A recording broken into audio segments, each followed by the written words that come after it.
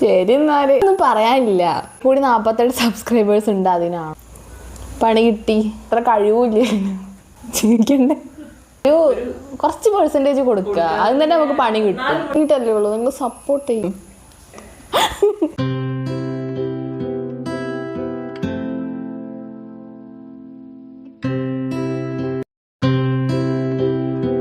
ശരി എന്നാല് അതെ നിങ്ങൾ അറിയിക്കും.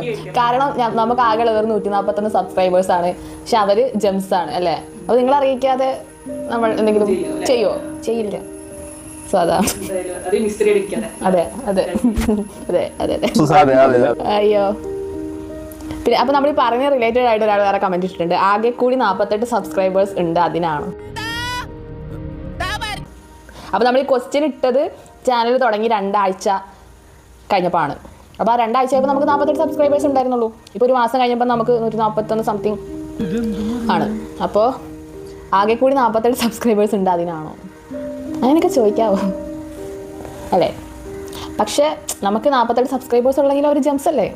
അപ്പോൾ നമുക്ക് ഒരു സബ്സ്ക്രൈബേഴ്സ് ആയിട്ട് ഞാൻ ഈ വീഡിയോ പോസ്റ്റ് ചെയ്യും അല്ലേ? കാരണം 48 പേര് നമ്മളെ സ്നേഹിക്കാനുണ്ടെന്ന് പറഞ്ഞാൽ നമ്മൾ സപ്പോർട്ട് ചെയ്യുന്ന അത്ര വലിയ കാര്യമല്ലേ അല്ലേ? ഇനി 48 1000 ആവുക, 1 മില്യൺ ആവുക, 10 മില്യൺ ആവുക അല്ലേ? പിന്നെ ഒറ്റയടിക്ക് എന്താ പറയുക, നമ്മൾ 1 മില്യൺ അടിക്കാൻ നമ്മൾ എൻ്റെ ഫ്രണ്ട് അതാ നമ്മൾ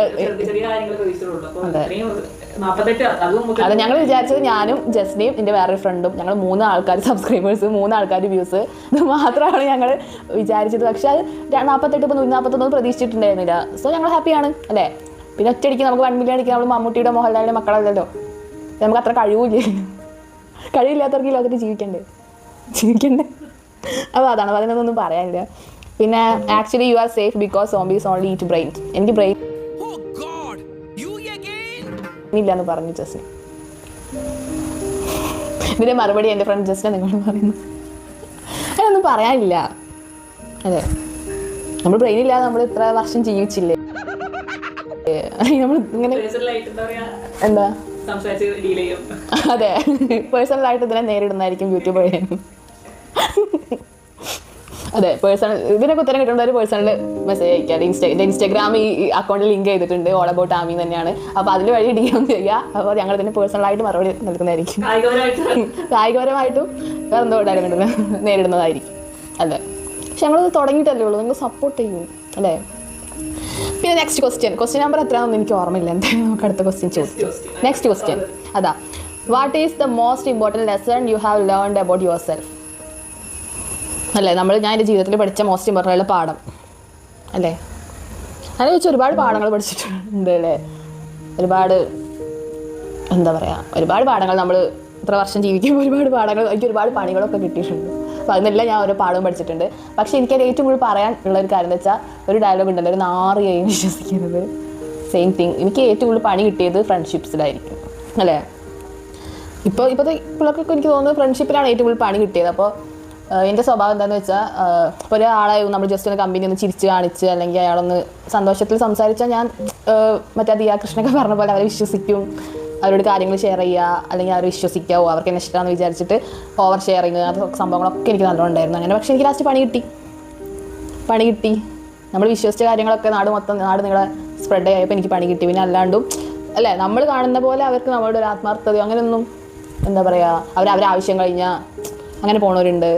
സോ ആരും വിശ്വസിക്കരുത്, ഭയങ്കര ആരോട് ഓവർ ഷെയറിങ് ഒന്നും ആക്കേണ്ട കാര്യമില്ല. പിന്നെ നമ്മളൊരാളെ ഒരു സ്ട്രേഞ്ചറിപ്പോൾ പരിചയപ്പെടുകയാണ്, ഒരു കുറച്ച് കാലം കഴിഞ്ഞിട്ട് അയാളുടെ സ്വഭാവം മനസ്സിലാക്കാൻ പറ്റുള്ളൂ, അല്ല കുറച്ച് ദിവസം കഴിഞ്ഞ് അയാൾ മനസ്സിലാക്കാൻ പറ്റുമോ? പിന്നെന്താ, ഇതൊക്കെ തന്നെ. ആരെയും വിശ്വസിക്കരുത്, ആരെയും വിശ്വസിക്കരുത്. എല്ലാവരും നമ്മളെ അതാ ഒരു കുറച്ച് പെർസെൻറ്റേജ് കൊടുക്കുക, അതിന് തന്നെ നമുക്ക് പണി കിട്ടും. അതാ നമ്മൾ സ്കൂൾ പഠിക്കുമ്പോൾ എങ്ങനെയാ വെച്ചാൽ നമ്മളെല്ലാവരും സ്നേഹിക്കും, അവരും തിരിച്ച് നമ്മളെ സ്നേഹിക്കും. അപ്പോൾ ഞാനൊക്കെ ഇതേപോലെ ഗവൺമെൻറ് സ്കൂളിൽ പഠിച്ച് വന്ന, അപ്പോൾ അവിടെ നമ്മളൊന്നും ഇങ്ങനെ ഫ്രണ്ട്സ് അങ്ങോട്ടും ഇങ്ങോട്ടും ഹാപ്പിയായി സ്നേഹം മാത്രമേ എനിക്ക് കിട്ടിയിട്ടുള്ളൂ. അതേസമയം പിന്നീട് അങ്ങോട്ട് നമ്മൾ വലുതാകുമ്പോൾ നമ്മൾ ആ ഒരു വൈബിലാണ് അല്ലേ, നമ്മൾ സ്നേഹിച്ച അതാ അല്ല, അത് നമ്മൾ കാര്യങ്ങൾ ഓവർ ഷെയർ ചെയ്യും അല്ലെങ്കിൽ നമ്മളെ ഒക്കെ. പക്ഷെ നമ്മളെ പോലെ അല്ല, നമ്മൾ ചിന്തിക്കുക എന്താവും നമ്മളെപ്പോലെ ജെന്യുവനാണ് എല്ലാവരും. പക്ഷെ അല്ല, അവസരം കിട്ടിയാൽ അതുപോലെ നമ്മൾ പുറത്ത് ചിരിച്ച് കാണിക്കും, എന്നിട്ട് ബാക്കിൽ നിന്ന് കുറ്റം പറയുക, ബാക്കിൽ നിന്ന് കുത്തുക. ഇതൊക്കെ ഞാനും അറിയാൻ കുറേ സമയം എടുത്തു. കുറേ പിന്നെ എന്തൊക്കെയാ വെച്ചാൽ പിന്നെ ഒരുപാട് പേര് നമ്മളെ ജീവിതത്തിൽ വന്ന അഭിപ്രായം പറയും.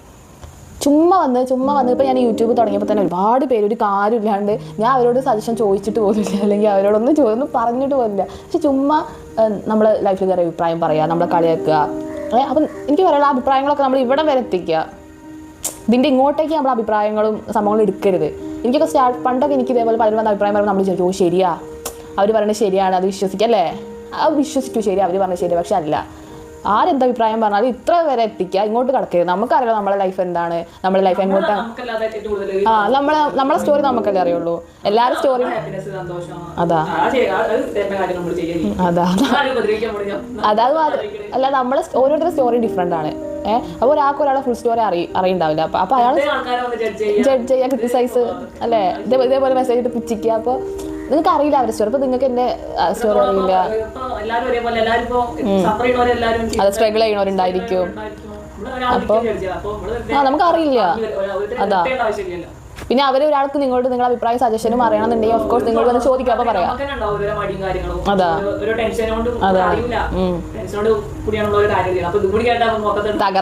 തകർച്ച അതാ പലരും വന്ന് പലതും പറയും. നമ്മളതൊന്നും നമ്പരുത്.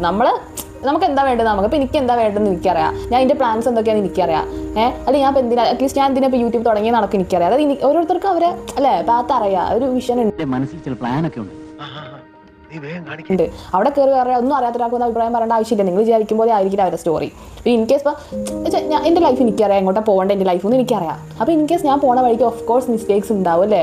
മിസ്റ്റേക്സ് ഉണ്ടാക്കാത്ത മനുഷ്യന്മാരുണ്ടോ? മിസ്റ്റേക്സ് ഉണ്ടാവണം, എന്നാലും നമ്മൾ അതിന് പഠിച്ച് നമ്മൾ ഇമ്പ്രൂവ്മെൻ്റ് ആയിട്ടുള്ളൂ. എനിക്ക് ഒരുപാട് മിസ്റ്റേക്സ് പറ്റിയിട്ടുണ്ട്, പൊട്ടത്തരങ്ങൾ പറ്റിയിട്ടുണ്ട്, ഒരുപാട് കുഴി ചെന്ന് ചാടിയിട്ടുണ്ട്. പക്ഷേ അതിൽ നിന്ന് എനിക്ക് ഒരുപാട് എക്സ്പീരിയൻസും പാഠങ്ങളും ഇതേപോലെ ഒരു സംഭവങ്ങൾ പഠിച്ചു.